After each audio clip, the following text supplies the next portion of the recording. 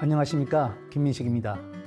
이번 시간은 인간의 마음에서 가장 중요한 원리 중에 하나인 마음의 상대성에 대해서 말씀을 드리겠습니다.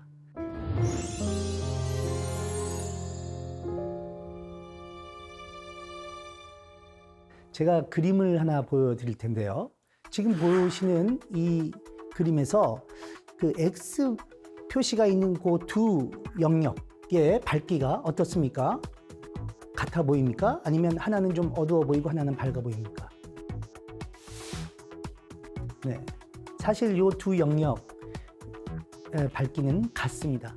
이 나머지 영역 그 그림을 좀 지워버리면 사실은 두 영역의 그 밝기는 같은데, 우리가 그렇게 보지 못하는 이유는 그 주변 맥락에 따라서 여기가 그림자구나 이렇게 생각해서 실제로 이 체크무늬 이 하얀 부분을 좀 더 하얗게 그렇게 지각하기 때문이죠. 다음 그림 한번 보시죠. 이 그림에서 여러분들 그 주황색의 두 원의 크기가 같아 보이나요? 유명한 에빙하우스 착시인데요. 주변에 어떤 크기의 동그라미 원이 있는지에 따라서 더 작아 보이기도 하고 더 크게 보이기도 하는 것이죠. 우리가 흰색과 검은색을 말할 때 그 둘을 구분짓는 근거는 무엇일까요? 어떤 빛의 파장이 표면에서 반사될 때 우리는 그것을 희다 혹은 검다 지각하고 또 판단할까요? 그 절대적인 기준이 존재할까요? 우리 마음의 작동 원리 중에 대표적인 것, 바로 마음의 상대성 원리입니다. 어쩌면 물리학의 상대성 이론 이상으로 우리 마음은 온통 상대적 원리에 의해 작동되고 있다고 해도 과언이 아니죠. 우리는 흰색과 검은색을 구분할 수 있습니다.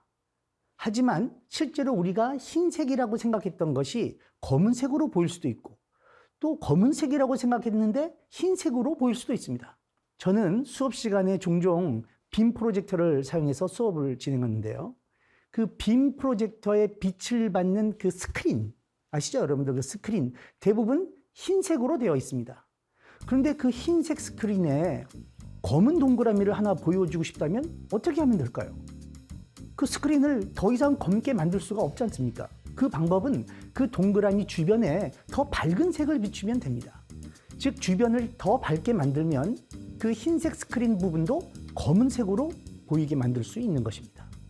다시 말씀드리자면 일반 조명하에서 흰색이었던 스크린 영역이 단지 주변의 빛을 비춤으로써 검은색으로 지각되는 것입니다. 같은 회색이라도 검은 바탕에 있을 때가 흰 바탕에 있을 때보다 더 밝아 보입니다. 또 같은 크기의 원도 작은 원들에 둘러싸였을 때가 큰 원들에 둘러싸였을 때보다 더 커 보이겠죠. 이러한 현상은 우리가 있는 그대로를 보는 것이 아니라 주변에 있는 것들을 함께 고려해서 상대적으로 보고 있음을 의미하는 것입니다. 상대적 지각이 이렇게 동시에 제시해야만 일어나는 것은 아닙니다. 어떤 대상이 얼마나 자주 나타나는지에 따라서도 우리의 지각이나 판단은 영향을 받습니다. 하버드 대학 심리학자들이 2018년 사이언스 학술지에 게재한 하나의 연구를 소개해 드리겠습니다. 이 연구자들은 참가자들에게 전형적인 파란색 동그라미와 또 전형적인 보라색 동그라미, 그리고 이 파란과 보라가 서로 각각 다른 비율로 섞인 수백 개의 동그라미들을 컴퓨터 스크린에 하나씩 제시하면서 그 동그라미 색이 파란색인지 아니면 보라색인지를 참가자들에게 판단하도록 하는 그런 간단한 과제를 수행하였습니다. 참가자들은 모니터를 보고 있으면서 하나의 색이 나오면 그 색이 파란색이다 혹은 보라색이다 이렇게 둘 중에 하나 반응을 하면 되는 거였죠. 그런데 그 동그라미의 색은 가장 파란색일 수도 있고 혹은 아주 보라색일 수도 있고, 아니면 그 파란과 보라 중간에 어디쯤의 색들일 수도 있는 거죠. 그래서 처음 200개의 동그라미, 아주 파란 동그라미부터 아주 보라색인 그런 동그라미까지 전체적인 그런 색 스펙트럼에서 골고루 선택되어서 제시를 하였는데, 대부분의 참가자들은 파랑과 보라가 반반 정도 섞인 그 중간색을 기준으로 해서 이쪽은 파란색, 이쪽에 있는 동그라미들은 보라색, 이런 식으로 반응을 했습니다.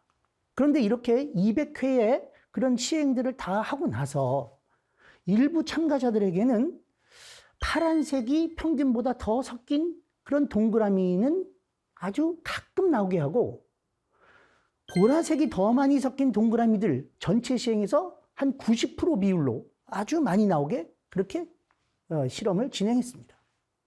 이렇게 수백 시행을 하고 나면 참가자들의 색에 대한 판단은 처음과 많이 달라지는데요. 처음에 200시행 동안 보라색이라고 판단했던 동그라미에 대해서도 나중에는 파란색이라고 반응하게 되는 일이 일어납니다. 즉, 파랑에 가까운 색들의 출현이 줄어들게 되면 파란색이 어느 정도 조금만 섞여 있어도 그 동그라미는 파란색이다, 이렇게 사람들은 판단하게 되는 것이죠.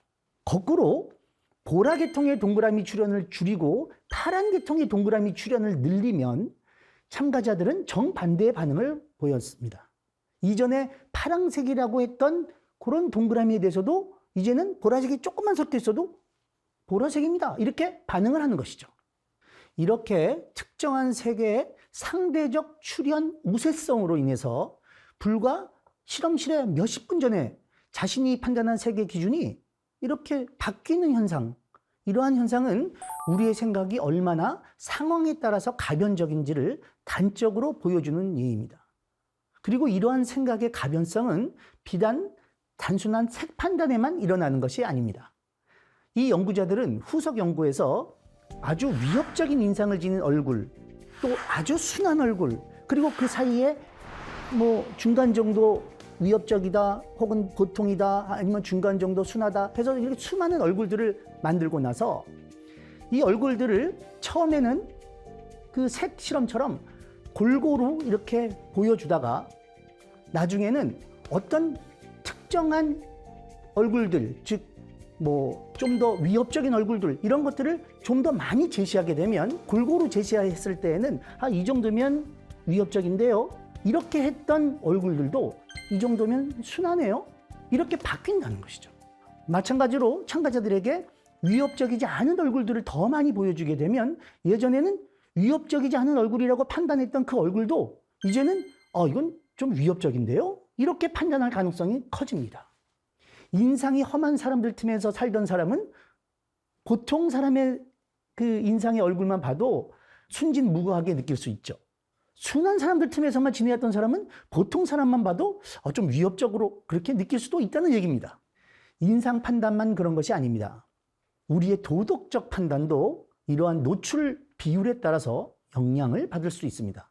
연구자들은 참가자들에게 다양한 연구 제안서를 보여주면서 이 연구가 비윤리적인지 혹은 윤리적인지 이렇게 판단하는 과제를 수행하도록 하였습니다. 가령 예전에 나치 시대 때 인체를 대상으로 생체 실험했다, 아주 비윤리적인 거죠. 그렇지만 또 어떤 연구들은 아주 인간에게 이로운, 그러면서 인간적인 어떤 그 인권 같은 것들을 다 고려해서 그렇게 또 연구를 수행할 수 있는 거죠. 그런 아주 비윤리적인 연구부터 또 아주 그 윤리적인 연구까지 다양한 그런 연구 제안서들을 섞어서 무작위로 그렇게 그 제시하는 경우에 그 참가자들에게 이 연구가 얼마나 윤리적인지 아니면 비윤리적인지 판단하게 했을 때는 중간 정도에서 이쪽은 비윤리적이다, 이쪽은 윤리적이다, 이렇게 판단을 하게 됩니다. 그런데 이 실험에서도 재미있는 것은 후반부에 어떤 한쪽의 그 연구 제안서들을 더 빈번하게 참가자들에게 노출을 시키면 참가자들이 원래 가졌던 그 기준, 판단 기준이 바뀌는 거죠. 그래서 비윤리적인 것들을 많이 노출을 시키면 그 중간쯤에 있었던 비윤리적인 연구들이 하도 비윤리적인 것들을 많이 보다 보니까 이 정도는 그래도 괜찮을 것 같은데요, 이렇게 바뀌는 겁니다. 혹은 윤리적인 연구들을 또 많이 노출을 시키면 예전에는 이쪽에 분명히 윤리적이라고 그렇게 했던 연구들이 같은 사람이라도 이 정도면 그래도 이거 비윤리적이다, 이 정도면, 이렇게 판단이, 기준이 이렇게 바뀐다는 겁니다. 윤리적 기준에서 어느 한쪽에 치우친 제안서들을 더 빈번하게 노출시키면 윤리적 판단 기준이 바뀌게 되는 거죠. 이 연구가 재미있는 것은 실험실에서 불과 1시간의 경험을 통해서 색 판단뿐만 아니라 윤리적인 것이라고 판단했던 일이 이제는 비윤리적인 것으로 바뀔 수 있음을 실험적으로 실험실에서 증명한 것이죠. 흉악한 범죄가 많은 곳에서는 경범죄가 죄도 아닌 것으로 판단될 수 있고, 반대로 범죄가 거의 일어나지 않은 곳에서는 같은 경범죄라도 많은 비난을 받을 수 있는 이유가 바로 여기에 있는 것입니다. 세대 간, 지역 간 개념의 차이도 이와 같이 우세한 경험의 차이에서 비롯될 수 있습니다. 과거에는 웃고 넘어갔던 농담이 이제는 누군가에게 성적 수치심을 일으키는 성희롱이 될 수도 있고, 또 우리나라에서는 충분히 이해할 수 있는 행동이 다른 나라에서는 공격적인 행동으로 받아들여질 수도 있는 것이죠.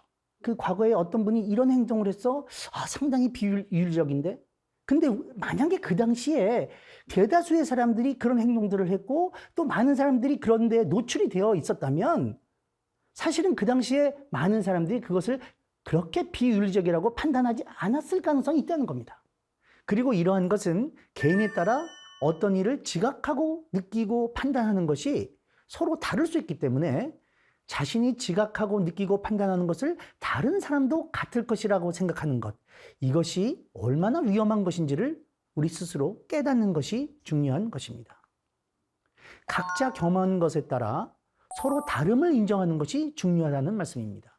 사회에 따라 또 시대와 세대에 따라 생각과 판단이 다른 것은 어찌 보면 당연한 결과입니다. 새로운 세대는 변화에 더 빨리, 더 잘 적응하고 또 현재 우세한 것을 기준으로 더 빠르게 생각을 변화시키는 그런 경향이 있습니다. 그리고 분명히 우리의 젊은 세대 역시 세월이 지나면 지금보다도 훨씬 높은 잣대로 자신을 판단하는 다음 세대, 후속 세대의 모습을 보고 놀라게 될 것입니다. 확실히 과거보다 지금은 잘 먹고 잘 살고 있죠. 인권이나 윤리의식도 과거와는 비교할 수 없을 정도로 좋아졌습니다. 그래도 사회는 늘 불만이고 문제를 만듭니다. 왜 그렇죠? 네.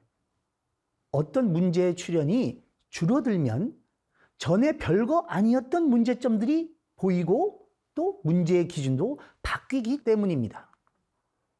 그래서 과거 세대의 문제는 늘 존재하기 마련이고 그 문제가 해결되면서 새로운 문제가 부각될 수밖에 없습니다. 그렇게 우리 인간은 적응하고 생존해 왔는지도 모릅니다. 가치의 변화, 개념의 변화는 환경의 변화, 세상의 변화에서 비롯됩니다. 그리고 개념의 변화를 경험하는 우리의 마음은 주변 맥락, 또 전후 맥락에 따라서 상대적으로 작동합니다. 행복에 대한 우리의 마음도 상대적으로 작동하는 것이죠. 일찍이 노벨 경제학상을 수상한 폴 사무엘슨 교수는 행복은 수비를 욕망으로 나눈 값, 즉 욕망분의 소비, 이렇게 행복을 정의했습니다. 또 행복 심리학의 대가인 에드 디너 교수님 역시 행복은 원하는 것분의 가진 것이라고 표현을 했습니다. 즉 가진 것이 많으면 여러분은 행복할 수 있는 것이죠. 하지만 가진 것이 많아도 그 분모에 해당되는 원하는 것이 더 크게 늘어나면 행복 지수의 값은 줄어들 수밖에 없습니다. 거꾸로 가진 것은 일정해도 원하는 것, 욕망, 이것을 줄이면 행복 지수는 더 커질 수 있는 것이죠. 욕심을 버리고 마음을 비우는 지혜를 우리 옛 성현들이 강조해왔던 것과 맥을 같이 하는 것입니다. 대중교통을 이용해서 출퇴근하던 회사원이 작은 차라도 자가용이 있다면 더 바랄 것이 없겠다, 이렇게 생각했더라도 막상 작은 자가용이 생기면 몇 년이 지나고 나서 자신의 차보다 더 큰 차들이 보이게 될 겁니다.